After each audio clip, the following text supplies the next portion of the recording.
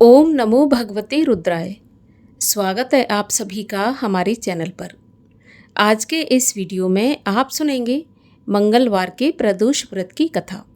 प्रदोष का व्रत प्रत्येक महीने के त्रयोदशी को रखा जाता है और प्रत्येक महीने में 2 त्रयोदशी होती हैं, एक शुक्ल पक्ष की और एक कृष्ण पक्ष की।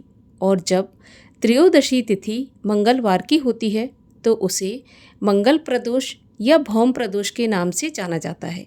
और इस बार साल 2026 में वैशाख मास के शुक्ल पक्ष की त्रयोदशी मंगलवार को है और इस दिन भौम प्रदोष का व्रत रखा जाएगा। तो आज के इस वीडियो में आप भौम प्रदोष की कथा सुनेंगे। आपको अगर कथा पसंद आए तो लाइक अवश्य कर दीजिएगा और अगर चैनल को सब्सक्राइब नहीं किया है तो चैनल को भी सब्सक्राइब करके बेल आइकन पर क्लिक कर लीजिए। तो चलिए अब शुरू करते हैं आज की कथा। एक समय की बात है, सर्व प्राणियों के हित के लिए परम पावन भागीरथी के तट पर ऋषि समाज द्वारा विशाल गोष्ठी का आयोजन किया गया। विज्ञ महर्षियों की एकत्रित सभा में व्यास जी के परम शिष्य पुराणवेत्ता श्री सूत जी महाराज हरि कीर्तन करते हुए पधारे। सूत जी को देखते ही शौनक आदि 88,000 ऋषि मुनियों ने खड़े होकर प्रणाम किया। महाज्ञानी सूत जी ने भक्ति भाव से ऋषियों को हृदय से लगाया और आशीर्वाद दिया। विद्वान ऋषिगण और सभी शिष्य आसनों पर विराजमान हो गए। मुनिगण विनीत भाव से पूछने लगे, हे परम दयालु, कली काल में शंकर की भक्ति किस आराधना द्वारा उपलब्ध होगी? हम लोगों को बताने की कृपा कीजिए, क्योंकि कलयुग के सभी प्राणी पाप कर्म में रत रहकर वेद शास्त्रों से विमुख रहेंगे। दीन जन अनेकों संकटों से त्रस्त रहेंगे। हे मुनि श्रेष्ठ, कली काल में सत्कर्म की ओर किसी की रुचि नहीं होगी। जब पुण्य क्षीण हो जाएंगे तो मनुष्य की बुद्धि असत कर्मों की ओर खुद ब खुद प्रेरित होगी, जिससे दुर्विचारी पुरुष वंश सहित समाप्त हो जाएंगे। इस अखिल भूमंडल पर जो मनुष्य ज्ञानी होकर ज्ञान की शिक्षा नहीं देता, उस पर परम पिता परमेश्वर कभी प्रसन्न नहीं होते। हे महामुने, ऐसा कौन सा उत्तम व्रत है जिससे मनोवांछित फल की प्राप्ति हो? कृपा करके हमें बताइए। ऐसा सुनकर दयालु हृदय श्री सूत जी कहने लगे, हे श्रेष्ठ मुनियों तथा शौनक जी, आप धन्यवाद के पात्र हैं। आपके विचार सराहनीय एवं प्रशंसनीय है। आप वैष्णव अग्रगण्य हैं, क्योंकि आपके हृदय में सदा परहित की भावना रहती है। इसलिए हे शौनक आदि ऋषियों, सुनो, मैं उस उत्तम व्रत को तुमसे कहता हूँ जिसके करने से सभी पाप नष्ट होते हैं। धन वृद्धि कारक, दुख विनाशक, सुख प्राप्त करने वाला, संतान देने वाला, मनोवांछित फल प्राप्ति कराने वाला ये व्रत मैं तुमको सुनाता हूँ, जो किसी समय भगवान शंकर ने सती जी को सुनाया था और उनसे प्राप्त यह परम श्रेष्ठ उपदेश मेरे परम पूज्य पाल गुरु जी ने मुझे सुनाया था, जिसे आपको समय पाकर शुभ बेला में मैं सुनाता हूँ। बोलिए उमापति शंकर भगवान की जय। सूत जी कहने लगे कि आयु, बुद्धि, स्वास्थ्य लाभ हेतु त्रयोदशी का व्रत करें। ये व्रत सभी मनोरथों को पूर्ण करता है। हे ऋषिवरों, ये प्रदोष व्रत जो मैंने आपको बताया, किसी समय शंकर जी ने सती जी को और वेद व्यास मुनि ने मुझको सुनाया था। तब शौनक आदि ऋषि बोले, हे पूज्यवर महामते, आपने यह व्रत परम गोपनीय, मंगलप्रद, कष्ट निवारक बताया है। कृपा करके ये बताने का कष्ट करें कि ये मंगल प्रदोष व्रत किसने किया और उसे क्या फल प्राप्त हुआ।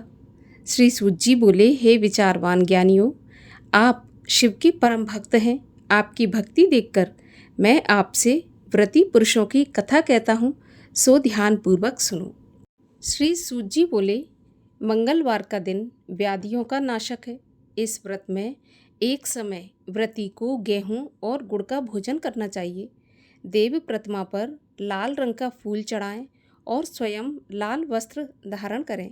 इस व्रत के करने से मनुष्य सभी पापों और रोगों से मुक्त हो जाता है। इसमें किसी प्रकार का संशय नहीं है। अब मैं आपको उस बुढ़िया की कथा सुनाता हूँ जिसने ये व्रत किया और मोक्ष को प्राप्त हुई। अत्यंत ही प्राचीन काल की घटना है। एक नगर में एक बुढ़िया रहा करती थी। उसके मंगलिया नाम का एक पुत्र था। बुढ़िया को हनुमान जी पर बड़ी श्रद्धा थी। वह प्रत्येक मंगलवार को हनुमान जी का व्रत रखकर यथाविधि उनका भोग लगाती। इसके अलावा मंगलवार को ना तो घर लीपती और ना ही मिट्टी खोदती थी। इसी प्रकार व्रत रखते हुए उसे काफ़ी दिन बीत गए। तो हनुमान जी ने सोचा कि चलो आज इस वृद्धा की श्रद्धा की परीक्षा करें। वे साधु का वेश बनाकर उसके द्वार पर पहुँचे और पुकारा, है कोई हनुमान का भक्त जो हमारी इच्छा पूरी करे? तो बुढ़िया ने ये पुकार सुनी और बाहर आई और पूछा कि महाराज क्या आज्ञा है? तब साधु वेशधारी हनुमान जी बोले कि माई, मैं बहुत भूखा हूँ। मैं अपने हाथ से तुम्हारे यहाँ भोजन बनाऊंगा और खाऊंगा। अब तू थोड़ी सी जमीन लीप दे। अब तो बुढ़िया बड़ी दुविधा में पड़ गई, क्योंकि उसने मंगलवार के प्रदोष का व्रत रखा था और मंगलवार को ना तो मिट्टी खोदती है और ना लीपती है। तब ये सोचकर बुढ़िया अंत में हाथ जोड़कर प्रार्थना करने लगी कि हे महाराज, लीपने और मिट्टी खोदने के अतिरिक्त आप जो भी काम कहेंगे मैं करने के लिए तैयार हूँ। अब तो साधु ने कहा कि ऐसे नहीं मानूंगा। तू पहले 3 बार प्रतिज्ञा कर कि जो मैं कहूँगा वही तू करेगी। तो बुढ़िया ने 3 बार प्रतिज्ञा करके साधु महाराज को वचन दे दिया। अब साधु महाराज कहने लगे कि जा, तू अपने बेटे को बुला और उसे औंधा लिटा दे। मैं उसकी पीठ पर आग जलाऊंगा, भोजन बनाऊंगा। अब तो बुढ़िया ने सुना तो उसके पैरों तले की जमीन खिसक गई, लेकिन वह वचन हार चुकी थी। तो उसने मंगलिया को पुकारा और कहा कि साधु महाराज तुम्हें बुला रहे हैं। मंगलिया दौड़ा दौड़ा साधु महाराज के पास गया। तो साधु महाराज कहने लगे कि ऐसे नहीं, तू अपनी माँ को बुला के ला। तब मंगलिया अपनी माँ को बुलाकर लाया। तो उन्होंने वृद्धा से कहा कि तू अपने हाथों से ही मंगलिया को औंधा लिटा दे और उसकी पीठ पर आग जला। अब तो बेचारी बुढ़िया बड़े दुखी मन से अपने बेटे को औंधा लिटाकर आग जलाकर अपने घर के अंदर घुस गई और साधु महाराज से कहने लगी कि महाराज, अब आप भोजन बनाएं और खाएं। अब साधु जब भोजन बना चुका तो उसने बुढ़िया को बुलाया और कहा कि माई, आओ आकर के भोजन कर लो। और वह मंगलिया को भी बुला ले ताकि वह भी आकर भोग लगा ले। अब तो बुढ़िया की आंखों में आंसू भर आए और आंसू भरकर कहने लगी कि महाराज, आप मेरी खिल्ली क्यों उड़ाते हैं? क्या आपको ऐसा लगता है कि मैं उसे बुलाऊंगी और वो आ जाएगा? अभी अभी तो आपने उसकी पीठ पर आग जलाई है। आप मेरे दिल को और मत दुखाओ। लेकिन साधु महाराज कहाँ मानने वाले थे। उन्होंने बुढ़िया से जोर देकर कहा कि जाओ और मंगलिया को बुलाकर लेकर आओ। तब बुढ़िया पुकारने लगी और मंगलिया मंगलिया कह ही रही थी कि थोड़ी देर में मंगलिया बाहर से हंसता हुआ घर में दौड़कर आ गया। अब तो मंगलिया को जीता जागता देखकर बुढ़िया की आंखें भर आईं और उसे बहुत सुखद आश्चर्य हुआ। वह साधु महाराज के चरणों में गिर पड़ी। साधु महाराज ने उसे अपने असली रूप के दर्शन दिए। हनुमान जी को अपने आंगन में देखकर बुढ़िया को लगा कि उसका जीवन सफल हो गया। सूत जी बोले, ऋषियों, इस प्रकार उस बुढ़िया ने मंगलवार के दिन हनुमान जी का और मंगलवार के प्रदोष का व्रत किया। इससे बुढ़िया को इस जीवन में सभी सुख प्राप्त हुए और अंत में मोक्ष की प्राप्ति हुई। जो भी भक्त इस कथा को पढ़ता है या सुनता है या हुंकारा भरता है, भगवान शिव की कृपा से और हनुमान जी की कृपा से उसके सारे दुख दूर होते हैं, सभी मनोकामनाएं पूर्ण होती हैं। बोलिए शिव शंकर महादेव की जय, हनुमान जी महाराज की जय। और आइए अब आपको सुनाते हैं शिव कृपा की एक और रोचक कथा। गोदावरी के तट पर श्वेत नामक एक ब्राह्मण रहा करते थे। उनका सारा समय निरंतर सदाशिव की पूजा में व्यतीत होता था। वे अतिथियों को शिव समझकर उनका भली भांति आदर सत्कार किया करते थे। उनका बाकी समय भगवान के ध्यान में बीतता। उनकी आयु पूरी हो चुकी थी, किंतु उन्हें इस बात का ज्ञान नहीं था। उन्हें न रोग था न शोक, इसलिए आयु पूरी हो चुकी है इसका उन्हें आभास नहीं हुआ। उनका सारा ध्यान भगवान शिव में ही केंद्रित था। यमदूत समय से पहले उन्हें लेने आए, परंतु वे उनके घर में प्रवेश नहीं कर पाते थे। चित्रगुप्त ने मृत्यु से पूछा, हे मृत्युदेव, श्वेत अब तक यहाँ क्यों नहीं आया? तुम्हारे दूत भी नहीं आए। ऐसा सुनकर मृत्यु को श्वेत पर बहुत क्रोध आया। वे स्वयं उन्हें लेने दौड़े। घर के द्वार पर यमदूत भय से कांपते दिखाई पड़े। तब उन्होंने मृत्यु से कहा, नाथ, हम क्या करें? श्वेत तो शिव के द्वारा सुरक्षित है, उसे तो हम देख भी नहीं पा रहे। उसके पास पहुंचना तो अत्यंत कठिन है। तब दूतों की बात सुनकर मौत का क्रोध और भभक उठा। वे झट ब्राह्मण के घर में प्रवेश कर गए। ब्राह्मण देवता को ये पता नहीं था कि कहाँ क्या हो रहा है। मृत्युदेव को झपटते देखकर भैरव बाबा ने कहा, हे मृत्युदेव, आप लौट जाइए। परंतु मृत्यु के देवता ने उनकी बात को अनसुनी कर दिया। श्वेत पर फंदा डाला। भक्त पर मृत्यु का ऐसा आक्रमण भैरव बाबा को सहन नहीं हुआ। उन्होंने मृत्यु पर डंडे से प्रहार किया और मृत्युदेव वहीं पर ठंडे हो गए। यमदूत भागकर यमराज के पास पहुंचे। वे डर के मारे थरथर कांप रहे थे। मृत्यु सुनकर यमराज को बड़ा क्रोध आया। उन्होंने हाथ में यमदंड ले लिया और अपनी सेना के साथ श्वेत के पास पहुंच गए। वहां पर भगवान शंकर के पार्षद पहले से ही मौजूद थे। सेनापति कार्तिकेय के शक्ति अस्त्र से सेना सहित यमराज की मृत्यु हो गई। यह अपूर्व समाचार सुनकर भगवान सूर्य देवताओं के साथ ब्रह्मा जी के पास पहुंचे और ब्रह्मा सबके साथ घटना स्थल पर आए। तब देवताओं ने भगवान शंकर की स्तुति की और कहा, हे भगवान, यमराज सूर्य के पुत्र हैं। ये लोकपाल हैं।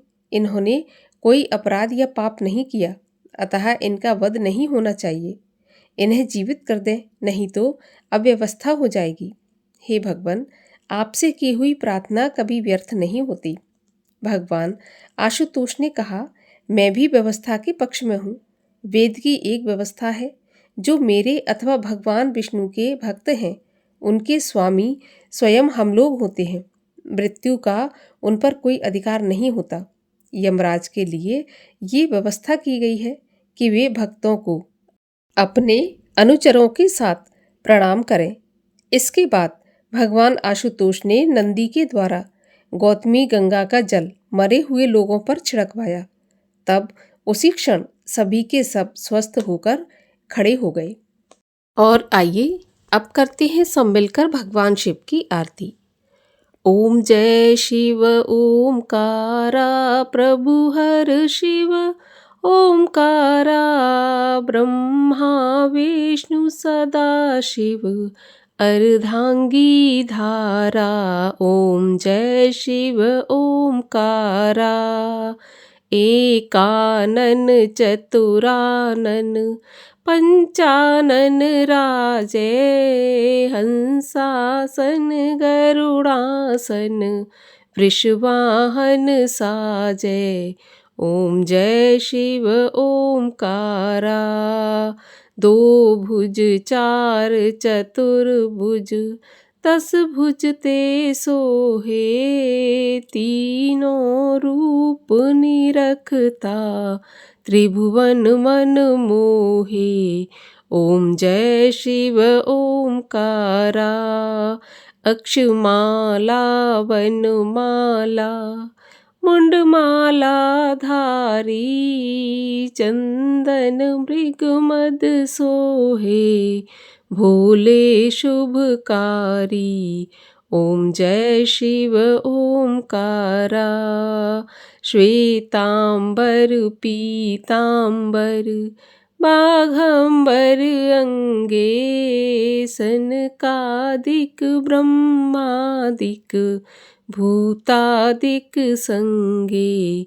ओम जय शिव ओमकारा करके मध्य कमंडल, चक्र त्रिशूल धरता, जग करता जग भरता, जग पालन करता।